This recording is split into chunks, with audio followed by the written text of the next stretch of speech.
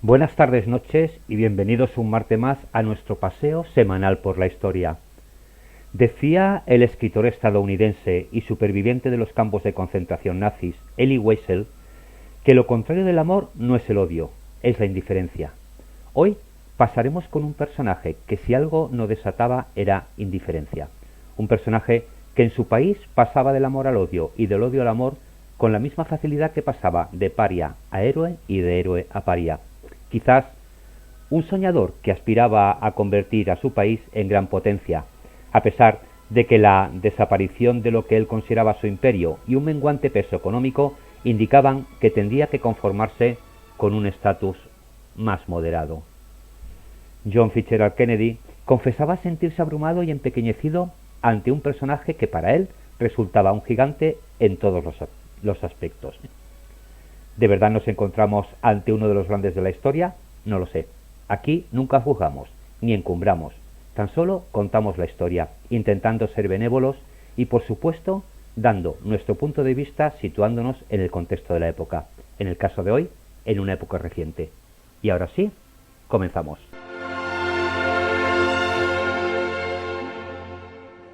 De joven coronel del ejército francés a héroe y símbolo de la resistencia contra los nazis. Así se dirigía Charles de Gaulle a sus compatriotas de la Francia ocupada desde Londres, donde Winston Churchill le dio refugio desde el 17 de junio de 1940. Creemos que el honor de los franceses consiste en continuar la guerra junto a sus aliados y estamos determinados a hacerlo. Rechazando la capitulación del mariscal Pétain, de Gaulle, que por entonces era coronel, grababa en los estudios de la BBC los mensajes de aliento que lo hicieron célebre y alimentaron la llama de la resistencia francesa. Jefe de los maquisards, como se llamaban los miembros de la resistencia, el general fue el gran artífice de la liberación de París y de Francia en 1945. París indignada, París rota, París martirizada, pero París liberada. Después de la guerra, el gaullismo se convirtió en una doctrina, una corriente política que llevó a de Gaulle al poder a finales de 1958, mientras Francia atravesaba una crisis de sus instituciones. Con su llegada, de Gaulle proclamó la Quinta República, un régimen presidencial hecho a su medida. En sus 10 años en el poder, de Gaulle conoció la época económica más próspera para Francia, conocida como los 30 Gloriosos, pero también la larga y cruenta guerra en Argelia y la descolonización de África marcaron su mandato. Finalmente, la juventud del mes de mayo de 68 y sus huelgas hambrientas de cambio fragilizaron la posición del general de 78 años, envejecido y confrontado al grito de la calle. La gente quería ser dueña de sus vidas, así que querían ser dueños de la calle, de la fábrica, pero no querían ser dueños del poder. Al año, de Gaulle terminó marchándose del poder tras un plebiscito fallido. El resistente, símbolo de una Francia apegada a su soberanía y su grandeza, falleció el 9 de noviembre de 1970 en su eterno hogar de Colombey-les-Deux-Églises, a donde este año, como cada año desde entonces, acuden presidentes y líderes franceses a rendir homenaje a un personaje que, más allá de las polémicas, es considerado el político más importante de la Francia contemporánea.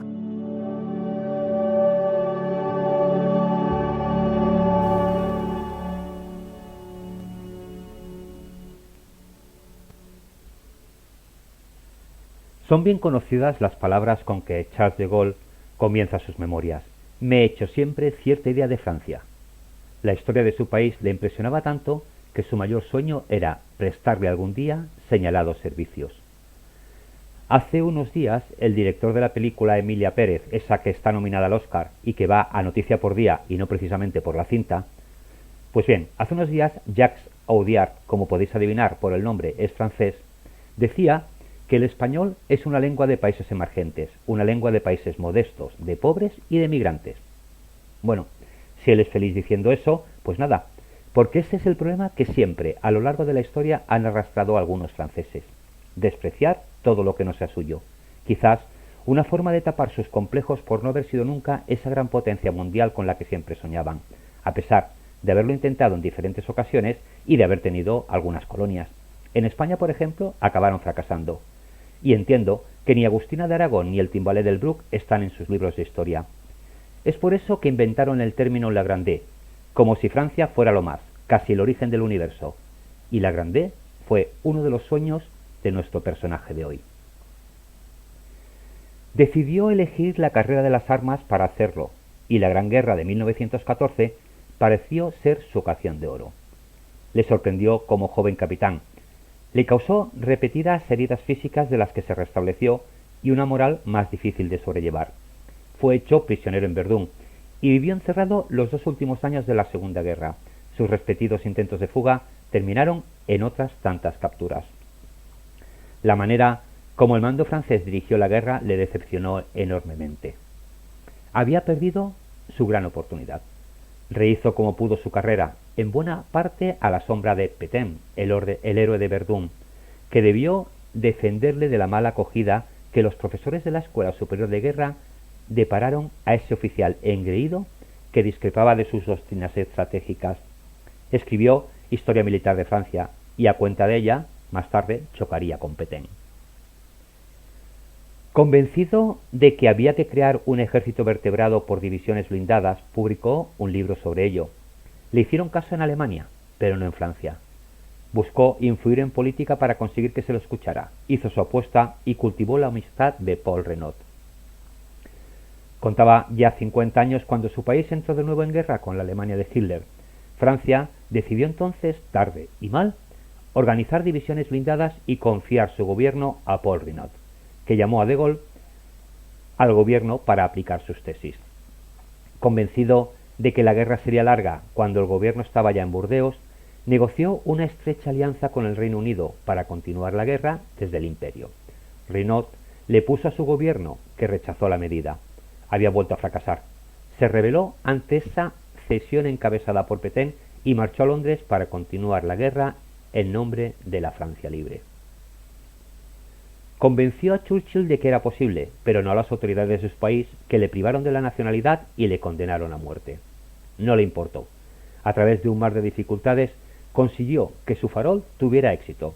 Francia terminó la guerra combatiendo entre los vencedores y aspirando a recuperar esa grandeza con la que siempre soñaba. De Gaulle, de ser un paria, pasó a simbolizar la resistencia, la reconciliación del país, por encima de las heridas de la colaboración y el rechazo de Vichy. De vuelta en Francia, al ponerse a hacer política, el héroe de la liberación se enfrentó a unos partidos que practicaban lo contrario de lo que él entendía por buscar el interés nacional. Defraudado, dimitió esperando que pronto le llamaran de nuevo para remediar tal desastre. En vano, nadie le llamó. Para los políticos, era la vida real lejos de las ensoñaciones de aquel símbolo de la resistencia, que no entendía la realidad política. Según él, era el triunfo de la mediocridad de unos politicastros, el prólogo de un desastre.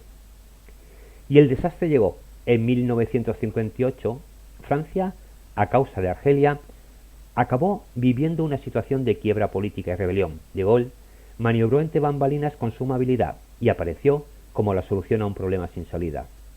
Volvió, rediseñó el sistema político y fundó la Quinta República, que cambió el modelo parlamentarista por uno presidencialista.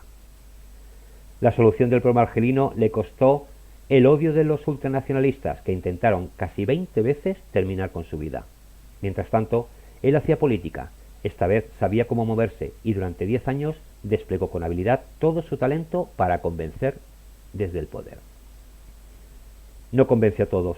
En 1968 se enfrentó a una nueva rebelión que le puso en la diana de las críticas. Consiguió dominar la última tormenta de su vida y refrendar en las urnas el favor popular. Pero no le gustaba la situación.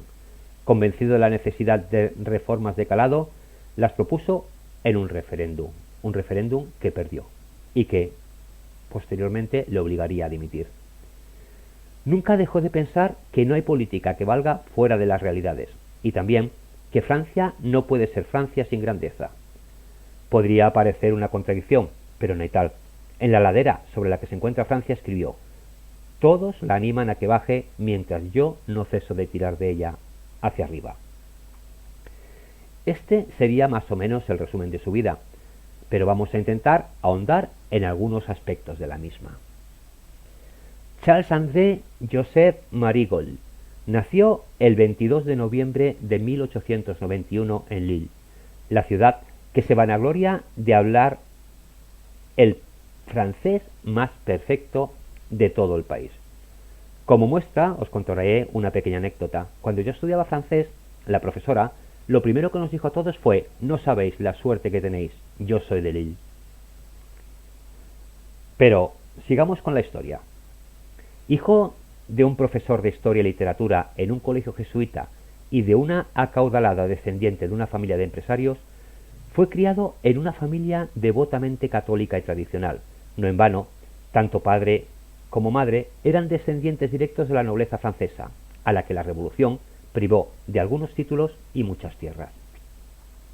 Se cuenta que en las comidas familiares, tanto padre como madre alentaban el debate histórico resaltando la grandeza de Francia y el maltrato sufrido a lo largo de la historia, sobre todo por sus países vecinos. Eso, junto con que su tío, historiador y escritor, abogaba activamente por la unión de los galos con los escoceses e irlandeses, bajo el argumento de que todos provenían del pueblo celta, posiblemente influyeron enormemente en todas las decisiones que Charles tomaría a lo largo de su vida.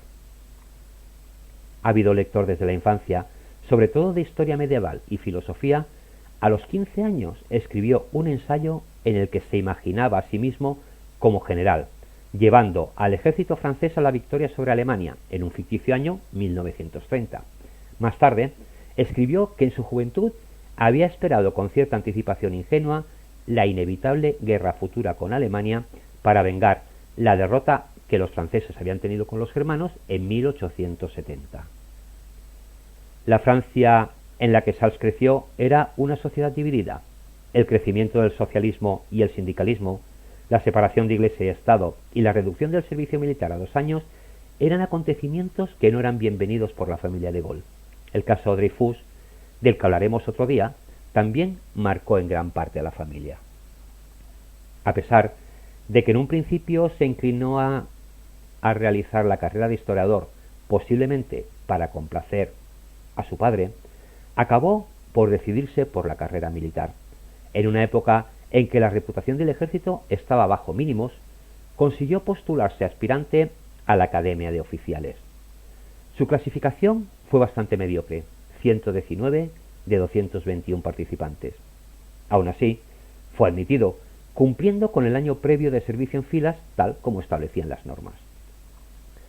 Ascendió a cabo en 1910. Se le conocía como el Gran Espárrago, por su frente alta y su nariz. Su trayectoria en la academia fue de menos a más, por lo que en forma posterior recibió elogios por su conducta, modales, inteligencia, carácter, espíritu militar y resistencia a la fatiga. En 1912 se graduó en el puesto 13 de su clase.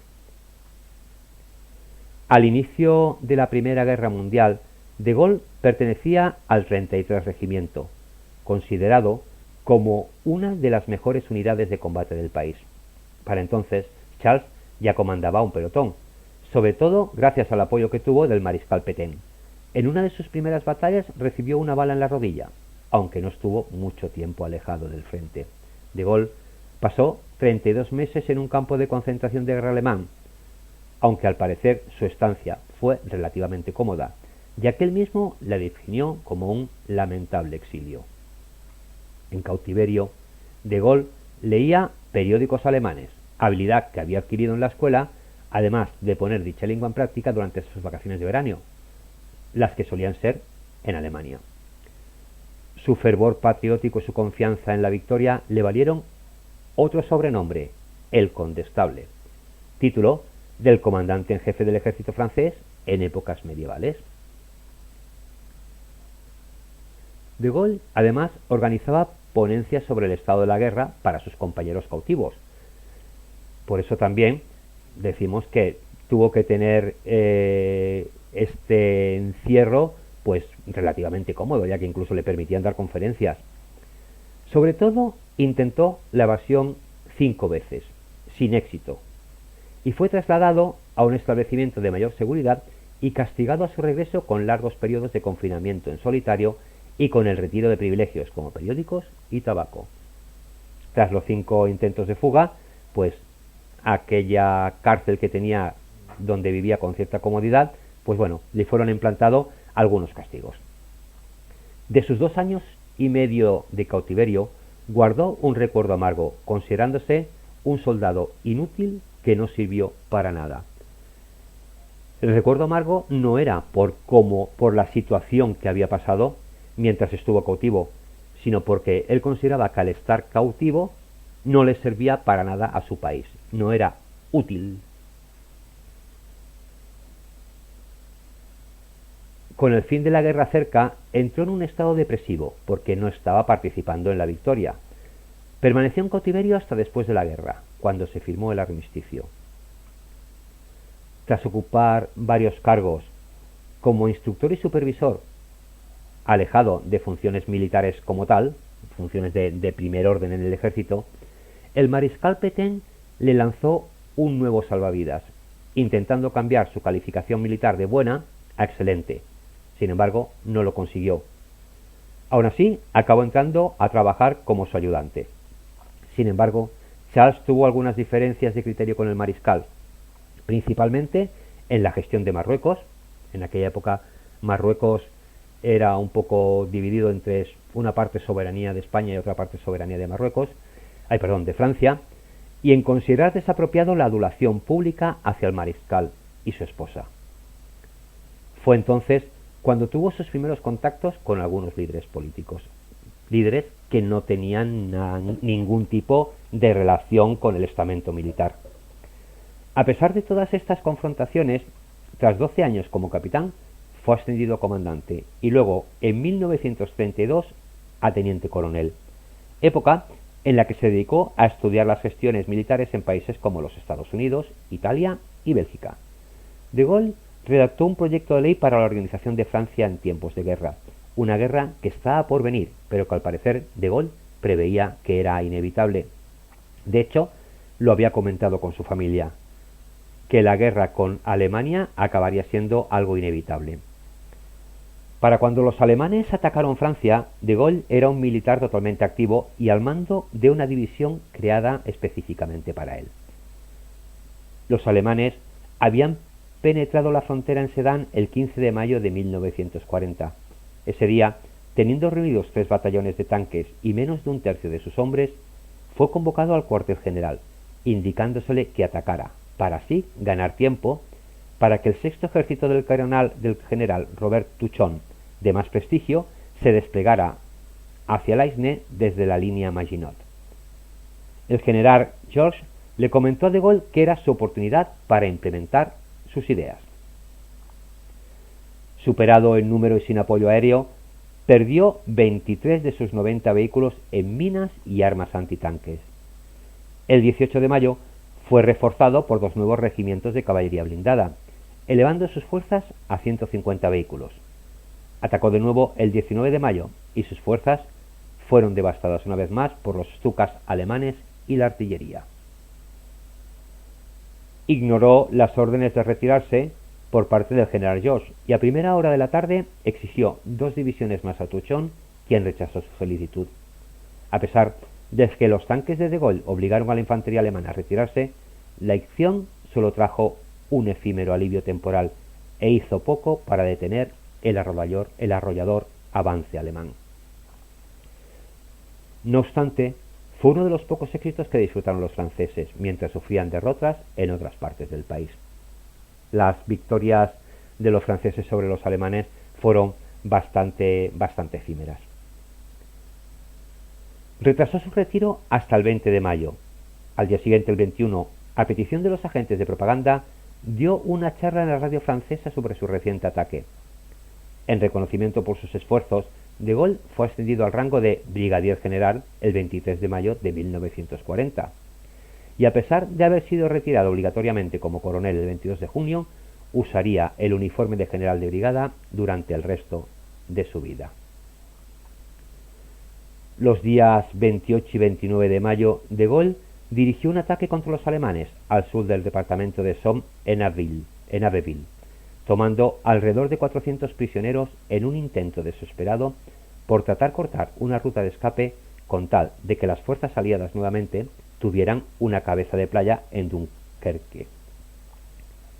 Al finalizar la guerra y convertido en el jefe militar más visible de la Francia liberada, ocupa el cargo de presidente del gobierno provisional de la República de 1944 hasta 1946.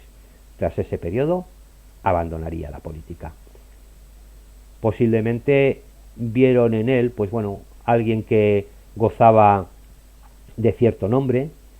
También los mensajes que daba en su exilio en Londres a través de la BBC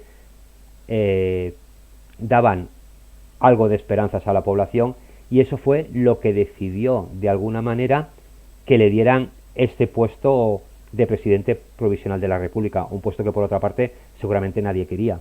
Era un momento muy delicado para Francia, a pesar de que los alemanes ya no estaban. Recordemos que muchos de los antiguos dirigentes franceses estaban acusados de colaborar con la invasión alemana, ¿no? con el régimen establecido en Vichy, y seguramente, pues bueno, de Gaulle lo pusieron un poquito aquí para ver cómo actuaba.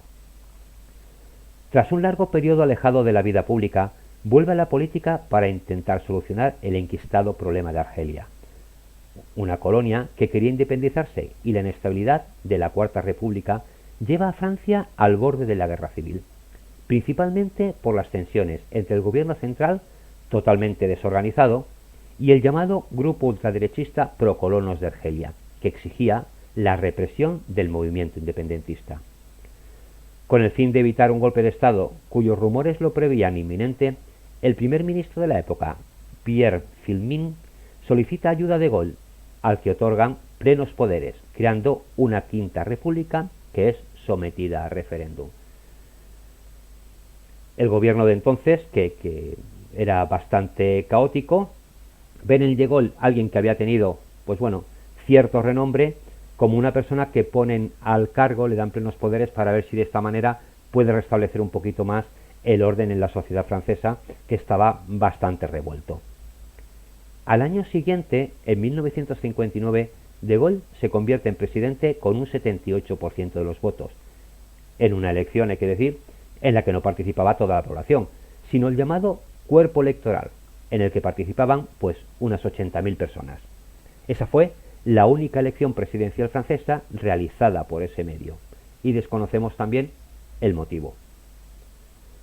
Esta etapa se caracteriza por su firme oposición a los Estados Unidos, mediante una reafirmación de la soberanía francesa que se plasmará en la salida de las estructuras militares integradas en la OTAN.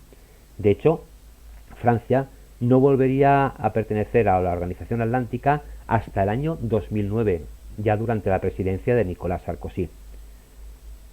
Él también se oponía en la petición de conversión de oro de las reservas francesas de dólares, lo que provocó una crisis financiera mundial que fue uno de los factores que obligaron a Nixon a suspender la convertibilidad del dólar en oro en agosto de 1971. En aquella época, la época de Gaulle, las reservas de oro lo eran todo.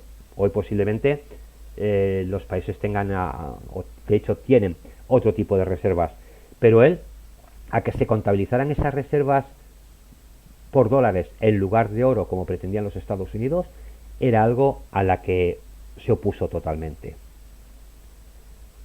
Finalmente, tras una sangrienta guerra no convencional, guerrillas, atentados, Argelia se independiza en julio de 1962, poniendo punto final al problema más sangrante del gobierno de Gaulle, aunque no todos los políticos apoyaron esta independencia. Esto significó un giro radical en la política exterior francesa, que abandona veleidades coloniales pretéritas y centra sus miras en la construcción europea. El 22 de enero de 1963, Alemania y Francia se reconcilian tras la firma por Charles de Gaulle y Konrad Adenauer del Tratado del Elíseo. Las disonancias con países vecinos por la construcción del mercado común europeo hicieron mermar la popularidad de Gaulle en el frente interno, que llegó afectada a las elecciones principales de 1965. Lo que hoy conocemos como la Unión Europea, que en principio era un mercado común, sobre todo un mercado común para el acero, ¿vale?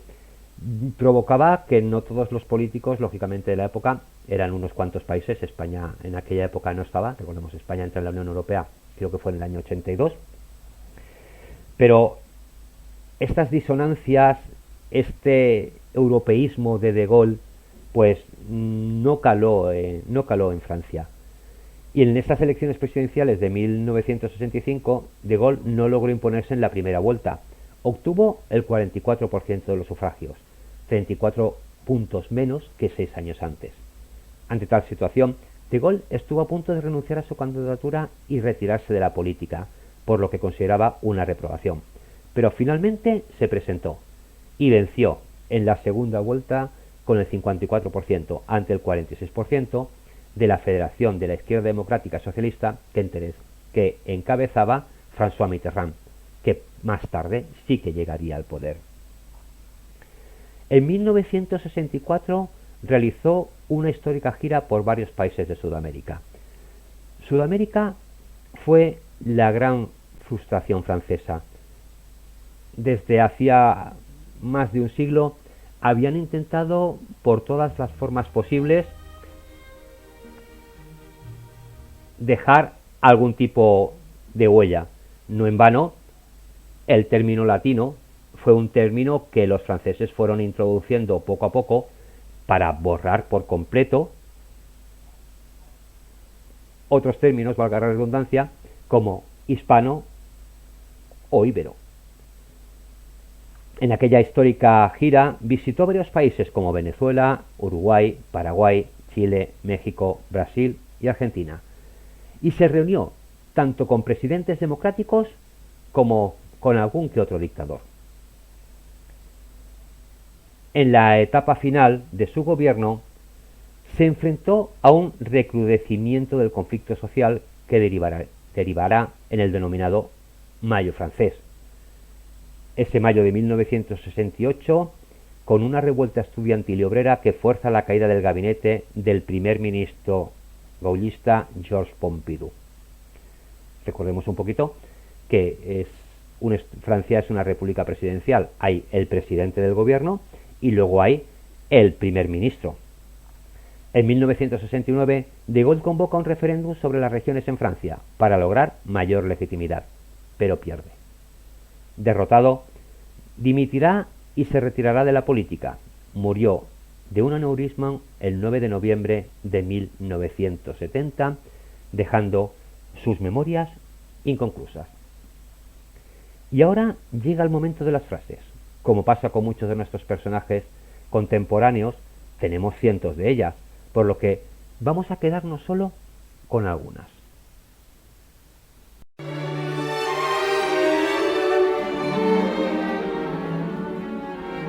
¿Cómo puede alguien gobernar una nación que tiene 246 tipos diferentes de queso?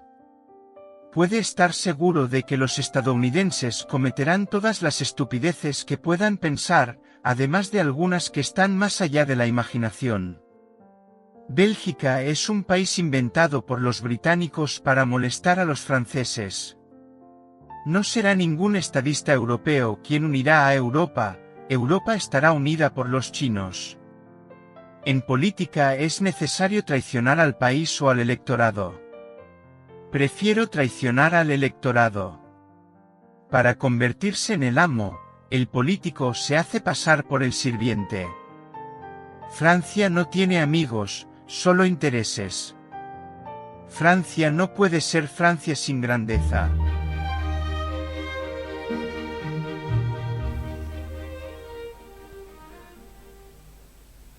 Y vamos a pararnos detenidamente en todas estas frases, porque de Gaulle, aparte de ser estadista y aparte de ser militar, en algunos momentos de su vida parecía también ser adivino. Recordamos que con 15 años ya predijo una futura guerra con Alemania.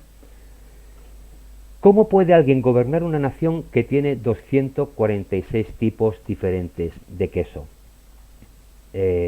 Francia tiene mucha variedad de quesos, pero precisamente no se está refiriendo a este producto lácteo. Él lo que se está refiriendo es a las diferentes opiniones que tienen los franceses. Pasa en muchos países. El norte no piensa igual como el sur. El este no piensa igual como el oeste. Se tuvo que enfrentar, ya lo hemos dicho, a la crisis de Argelia. Se tuvo que enfrentar a ese inicio del mercado común europeo. Y habían muchas posturas dentro de Francia.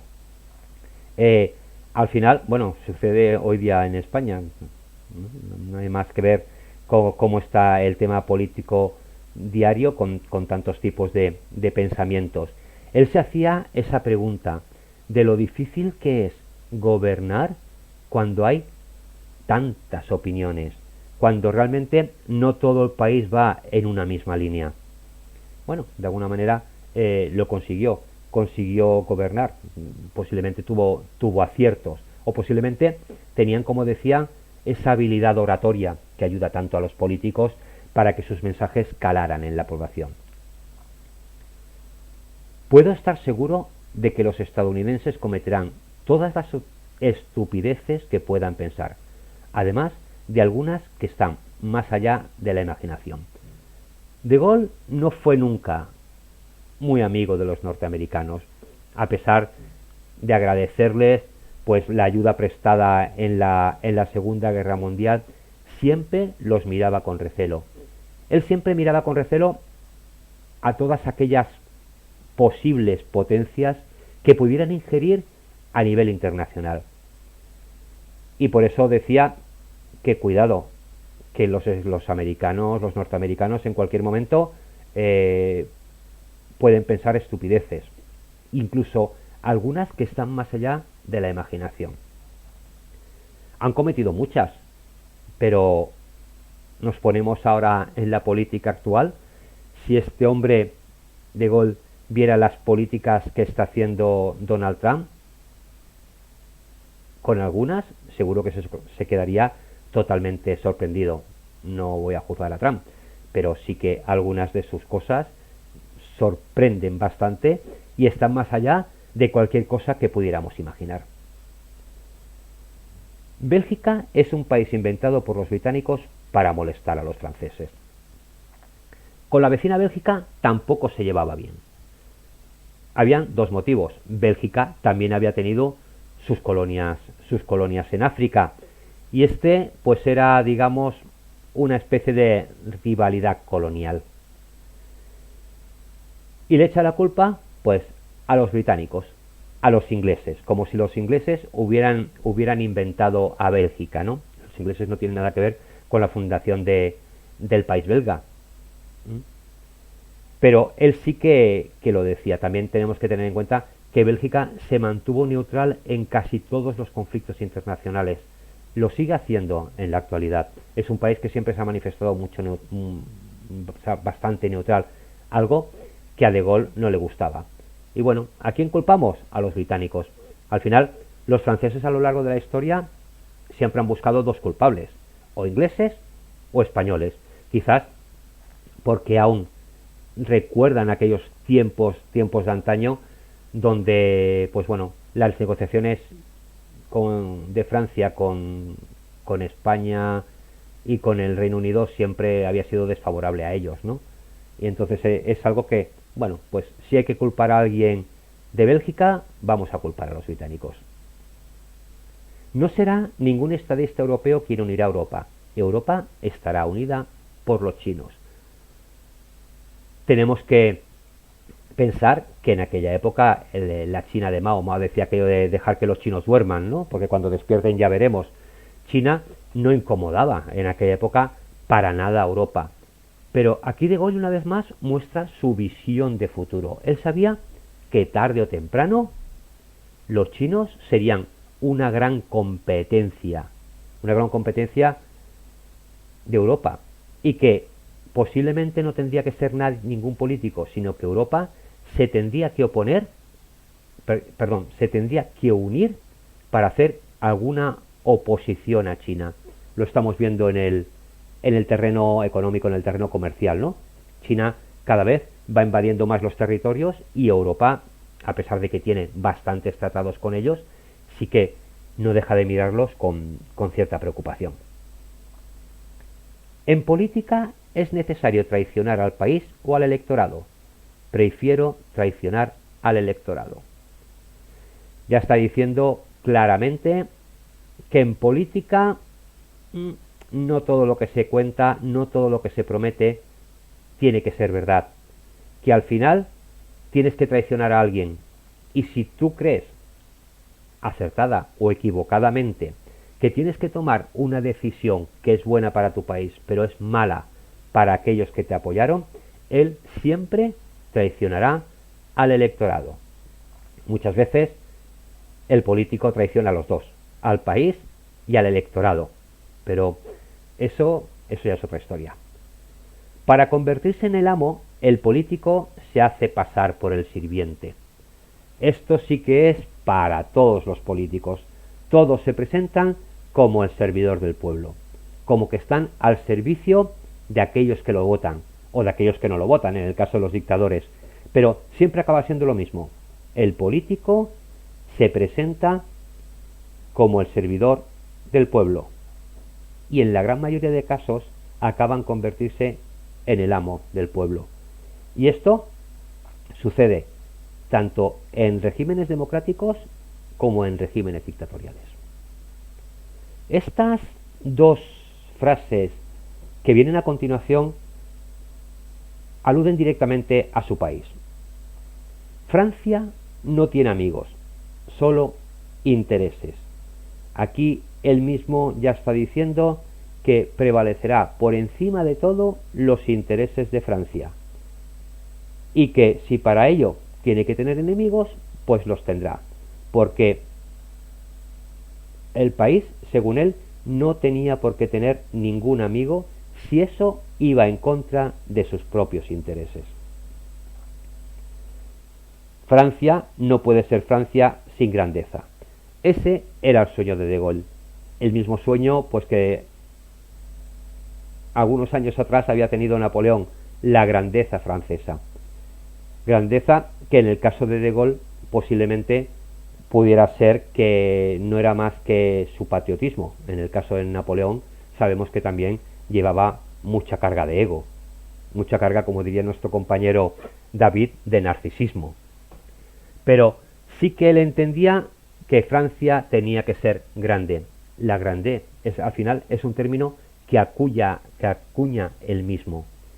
Francia tiene que ir ligada a la grandeza.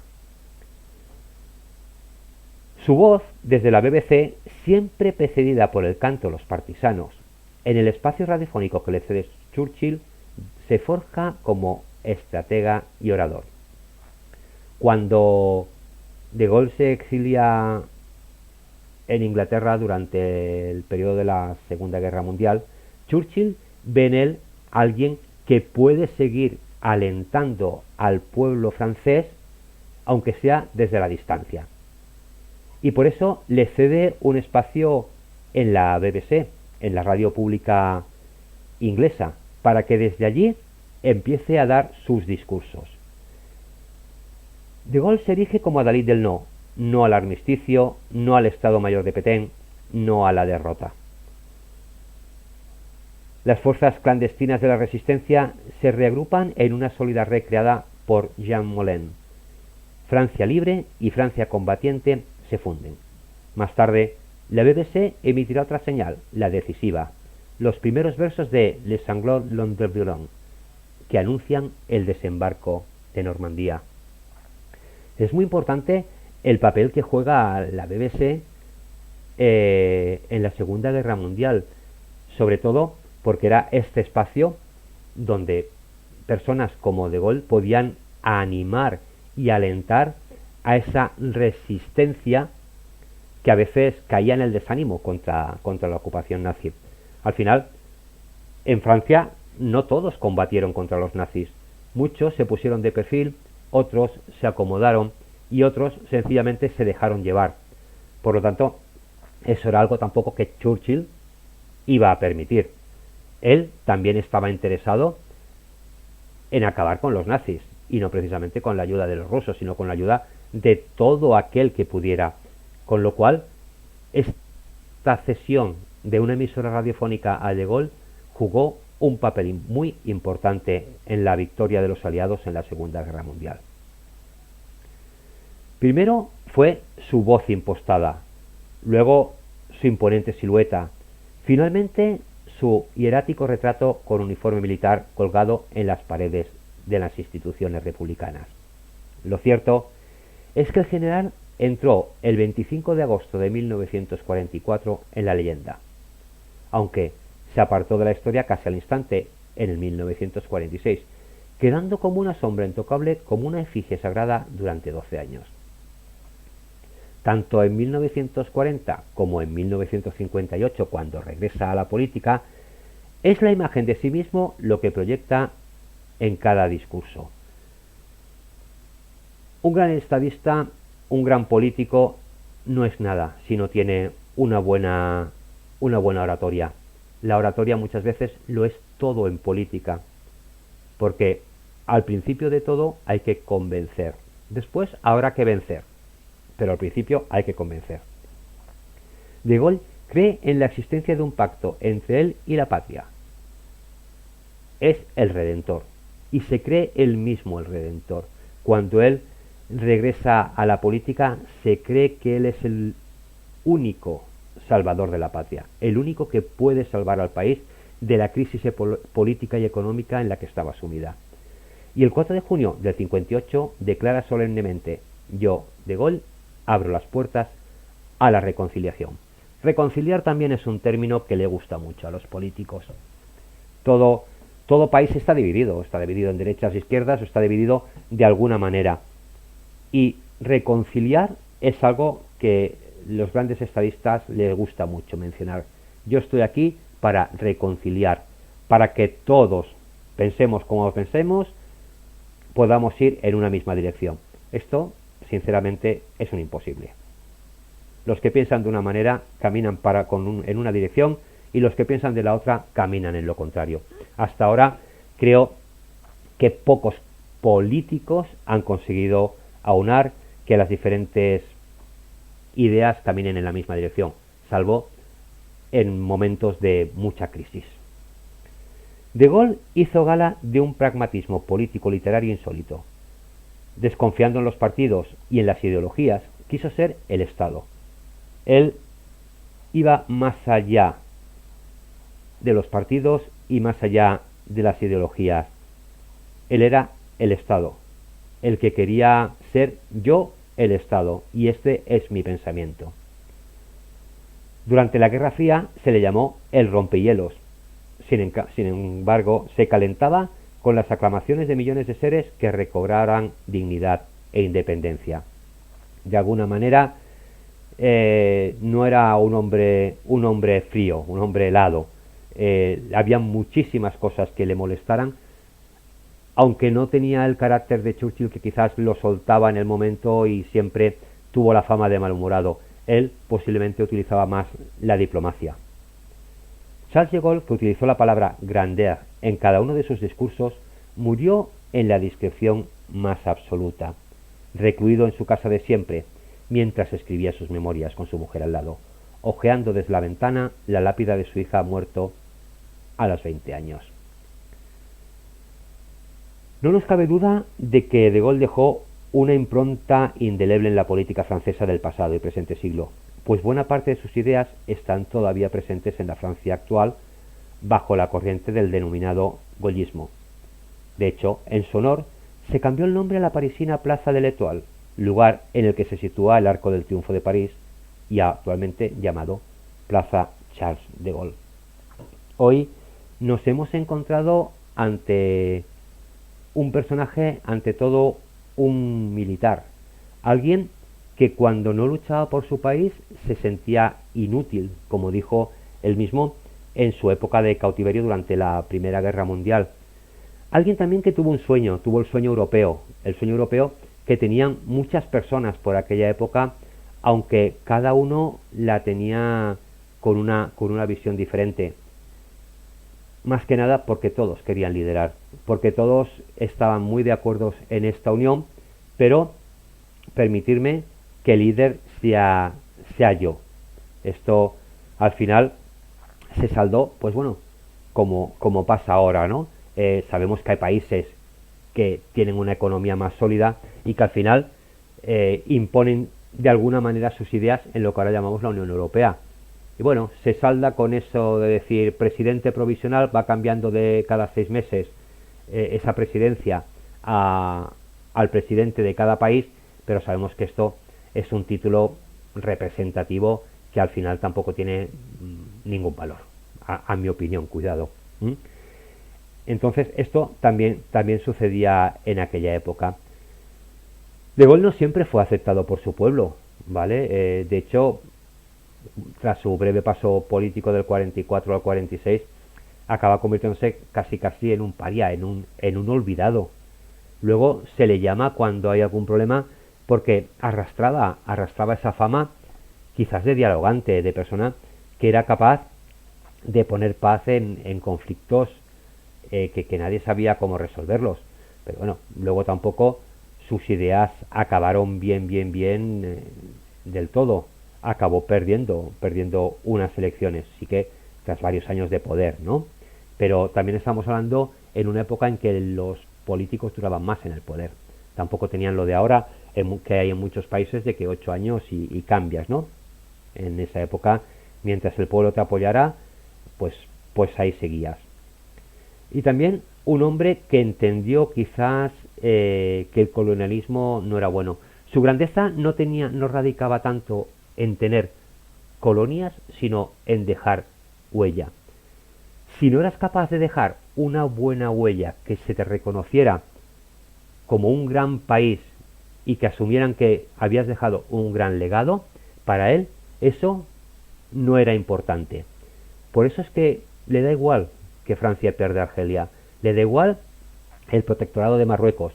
Al final él centra sus miras en Europa, porque piensa, aquí políticamente podemos ser grandes.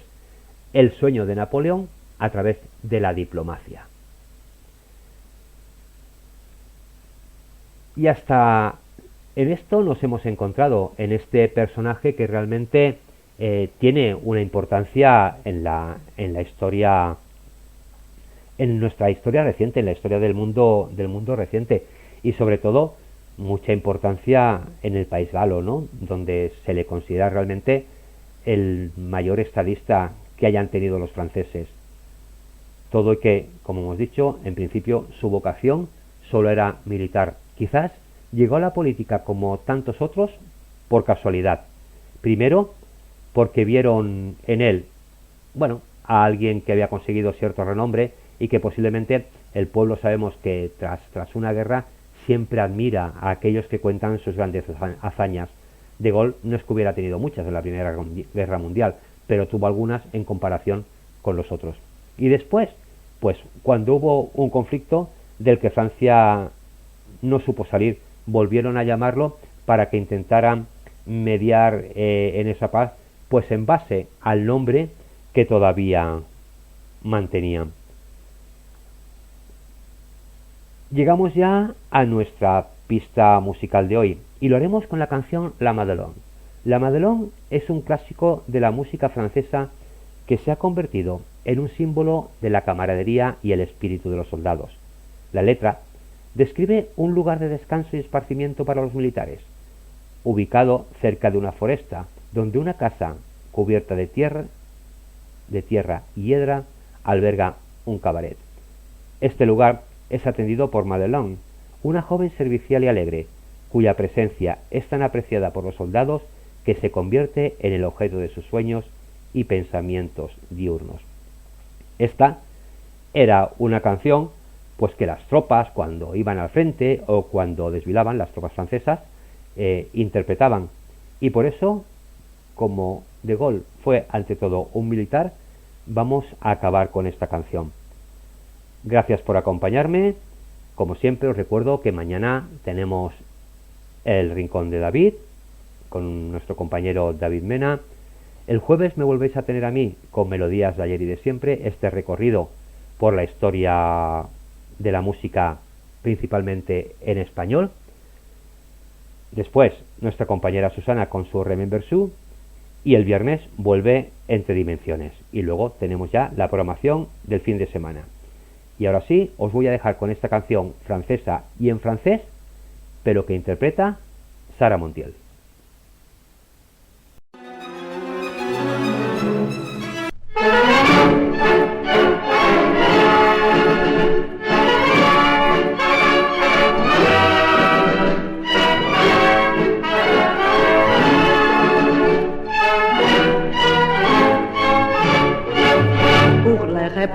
Les plaisirs du militaire, il est là-bas, à deux pas de la forêt, une maison où Myrtou Combardillière, autour l'heureux, c'est le nom du cabaret.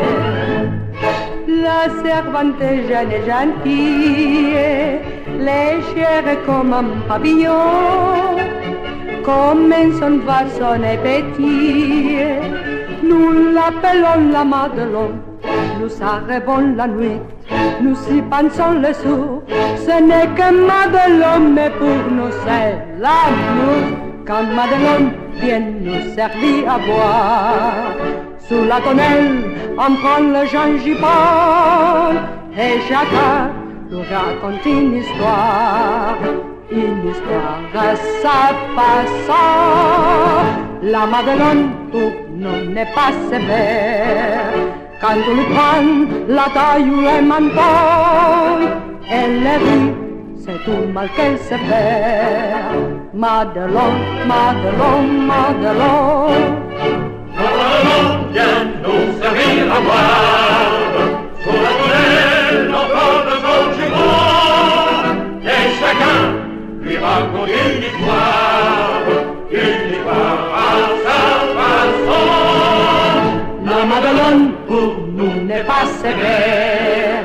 Quand on lui prend la taille ou le menton, elle rit, c'est tout le mal qu'elle sait faire. Madelon, Madelon, Madelon.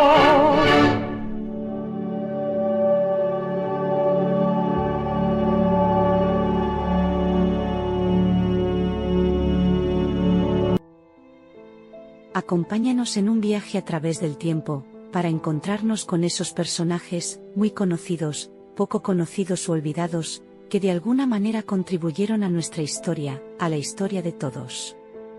Porque la historia no solo la escriben los vencedores. De paseo por la historia, todos los martes, a las 10 de la noche y jueves tarde.